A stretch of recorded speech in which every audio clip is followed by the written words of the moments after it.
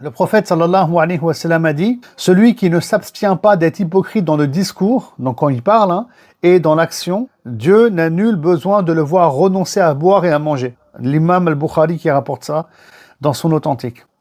C'est-à-dire que c'est hyper incohérent en fait, que toi tu adores Dieu pendant un mois, tu l'adores à travers une souffrance, puisque tu ne manges pas, tu ne bois pas, c'est pas simple, c'est quand même quelque chose de difficile, il y a un sacrifice qui est fait, mais en même temps, il y a un autre sacrifice qu'on attend de toi, et tu le fais pas en fait, c'est de ne plus être hypocrite, d'accord? Donc d'être véridique, quand tu parles, quand tu fais des actions, d'être sincère. Donc si tu t'abstiens pas de ces choses-là, t'abstenir de boire et de manger n'a plus de sens en fait.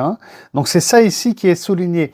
Et c'est la notion d'hypocrisie dans nos discours, dans nos paroles et dans l'action qui est condamnée ici par le prophète Mohammed sallallahu alayhi wa sallam. Vous savez, le mois du Ramadan aussi, de manière générale, il y a une philosophie derrière que vous devez retenir, c'est la philosophie de l'abstention. Vous voyez, on s'abstient d'avoir des rapports sexuels et charnels pendant la journée. On s'abstient de manger et de boire pendant la journée. On s'abstient d'être grossier, hypocrite dans nos propos tout le mois du Ramadan. Vous voyez, on s'abstient d'être quelqu'un de nuisible dans le couple, dans la famille ou dans la société. Et encore une fois, il y en a qui vont me dire oui, mais normalement c'est même en dehors du Ramadan. Oui, certes, mais au moins qu'on le fasse pendant le mois du Ramadan, ça va être un tremplin pour essayer de changer de comportement et aller de l'avant ensuite jusqu'au Ramadan prochain, puis ensuite jusqu'au Ramadan prochain, et de changer et de se transformer spirituellement. C'est le mois donc de l'abstention.